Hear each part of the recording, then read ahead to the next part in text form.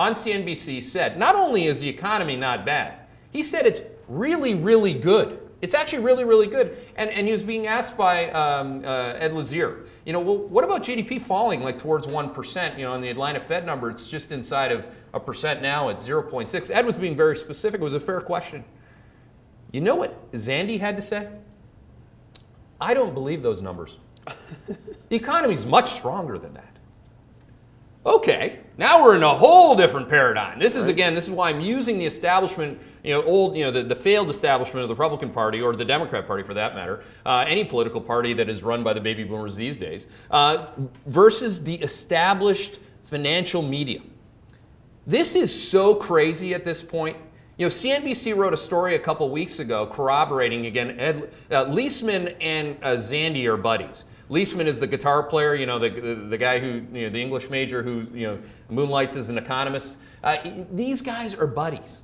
And they're talking to each other about how the GDP numbers really aren't right. But what you should focus on, because they're low, they're too low, so they can't be right. How could that be right? Have you been to Bethlehem, Pennsylvania, guys? Do you ever get outside, your cocoon? Have you seen the industrial cyclical recession? Have you gone to an investment bank lately? Do you know what their revenues and earnings are down for the quarter? Let's get real here.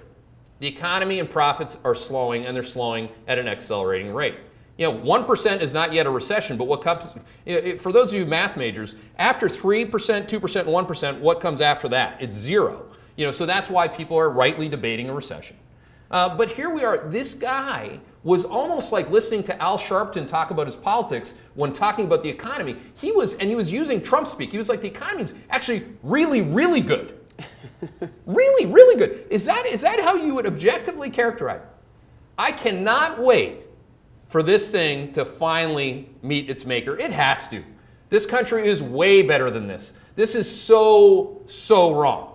You can't lie to people like that for your own compensation purposes anymore. I have a bunch of quotes. These GDP numbers make no sense. We can count jobs, though. And of course, he liked the ADP number because it was around 200,000, and he's bullish on the labor market. So you like the numbers, you trust the numbers that are in line with your view, because he's a labor market bull, and you don't trust the ones that don't fit with your view.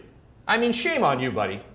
I just call you out. If you have any time to come here, I'll happily debate you. I won't swear. I promise. Might call you a charlatan, though.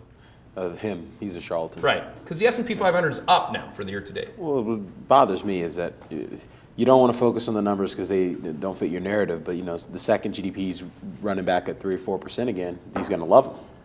And that's the problem with these people, sort of they have these huge pulpits where they can espouse these sort of really dangerous narratives out there, and quite frankly, a lot of people have been losing money, on a training basis at least, listening to people like this. Well, I would never do this, but I would never hold Zandi to account on his housing views in the prior, he's actually pretty consistently wrong. But again, let's get back to the wood.